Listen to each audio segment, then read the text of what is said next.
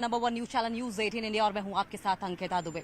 जिस प्रधानमंत्री नरेंद्र मोदी के नेतृत्व में इस भारत भूमि का दुनिया भर में यशोगान हो रहा है, उसी प्रधानमंत्री, उसी यशस्वी प्रधानमंत्री के कर कमलों द्वारा आज यशो भूमि का उद्घाटन किया जाएगा।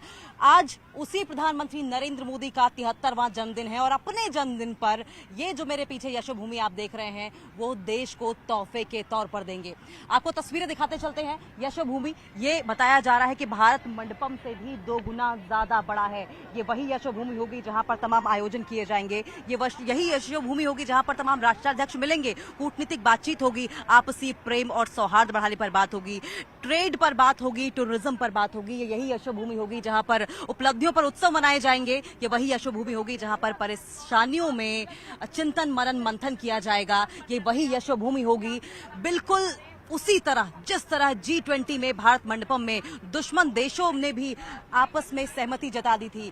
जिस G20 में प्रधानमंत्री नरेंद्र मोदी के नेतृत्व में रशिया, यूक्रेन जैसे ध्रुव विरोधी देशों ने भी दिल्ली डिक्लेरेशन पर सहमति जता दी थी, वही सहमति यहां पर भी जताई जाएगी। और आपको बताते चले, ये जो आप यशो भूमि देख रहे हैं, दरअसल ये यशो भूमि यशगान होगा उन तमाम आयोजनों का, उन तमाम जो मंथन यहाँ पर किए जाएंगे उनका। बाकायदा एक ऑडिटोरियम यहाँ पर बनाया जाएगा और साथ साथ आपको बताएं कि हाईटेक ये ऑडिटोरियम होगा और इस ऑडिटोरियम में सीट्स भी हाईटेक होंगी और डिजिटल तकनीक से लैस है। बाकायदा एक स्क्रीन ऑडिटोरियम में हर सीट के पास होगी और हर सीट से दूसरी सीट पे बैठा हुआ पर्सन एक दूसरे से कांटेक्ट कर सकता है। और आपको चलिए 4 तस्वीरें दिखाते हैं और बताने की कोशिश करते हैं किस तरीके से प्रधानमंत्री नरेंद्र मोदी का देश भर में बड़ी ही सादगी के साथ जन्मदिन मनाया जा रहा है। और आपको बताएं कि पहली तस्वीर आप पश्चिम बंगाल के सिलीगुड़ी की देख रहे हैं, जहां पर आप देखेंगे कि किस तरीके से छोटे छोटे बच्चों ने केक काटकर प्रधानमंत्री नरेंद्र मोदी का जन्मदिन मनाया है। वहीं दूसरी तस्वीर आप देख पा रहे होंगे वाराणसी की भी, जहां पर गंगा आरती करके प्रधानमंत्री नरेंद्र मोदी की लंबी उम्र की कामना की गई। वहीं तीसरी तस्वीर आप देखेंगे चंडीगढ़ की, जहां पर कितनी सादगी के साथ पीएम का जन्मदिन मनाया गया। चौथी तस्वीर में आप दिल्ली के तमाम उन पहलवानों को देखेंगे जिन्होंने एक दूसरे को मिठाई खिलाई है प्रधानमंत्री नरेंद्र मोदी के जन्मदिन के मौके पर।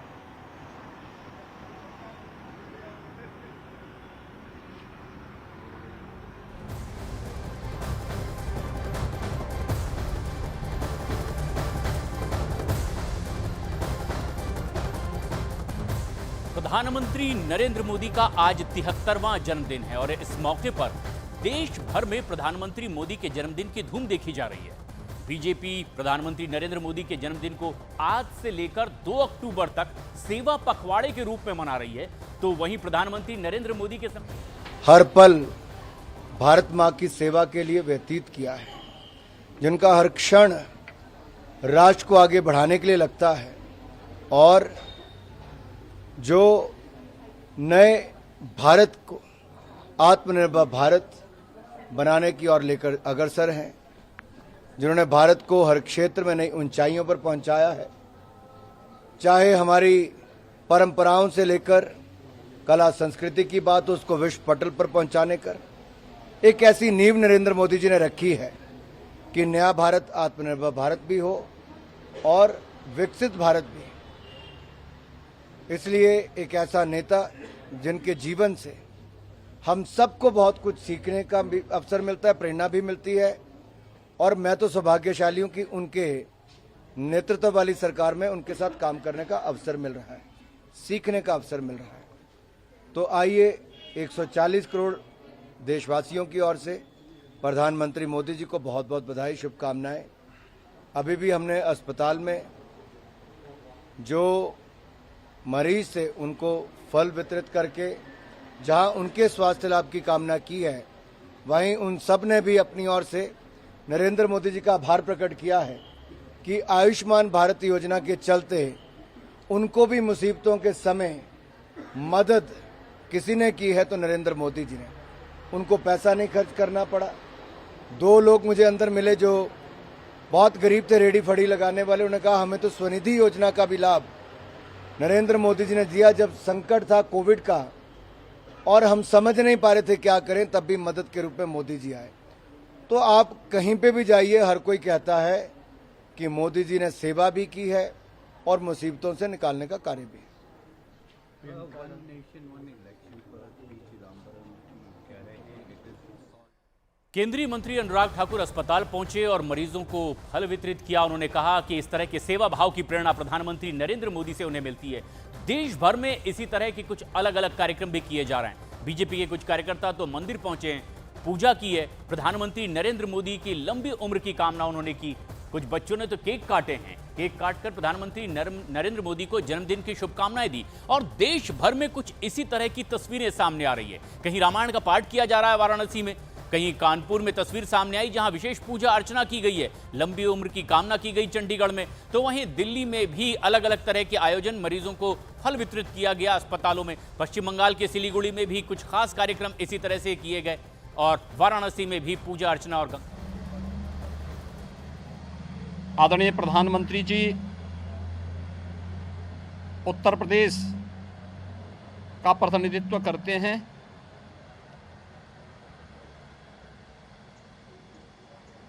पिछले 9-9.5 वर्ष के अंदर प्रधानमंत्री मोदी जी के नेतृत्व में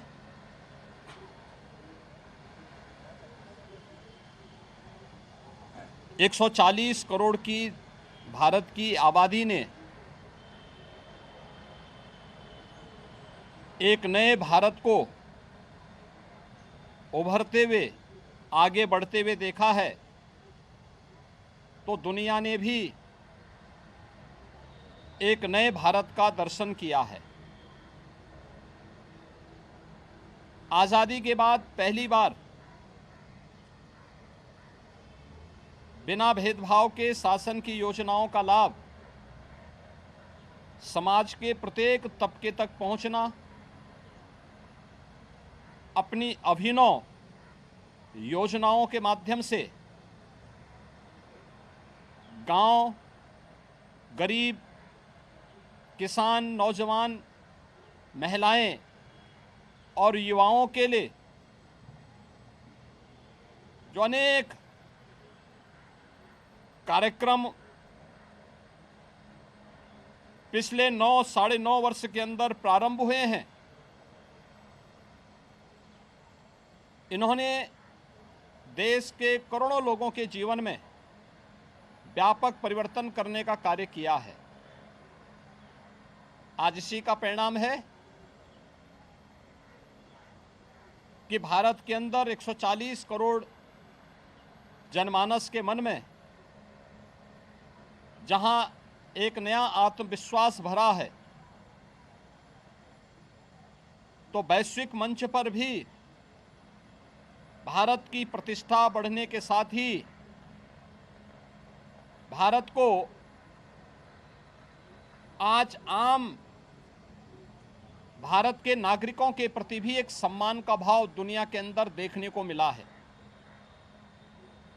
अनेक योजनाएं, पहली बार हुआ है कि किसान और कृषि ये किसी शासन के एजेंडे की प्राथमिक सूची में आए हों। ये पहली बार हुआ है जब युवाओं के लिए न केवल रोजगार बल्कि उनके स्वतः रोजगार के साथ साथ अनेक ऐसे कार्यक्रम स्कूली जीवन से ही, नेशनल एजुकेशन पॉलिसी हो या फिर digital India, startup India, stand up India,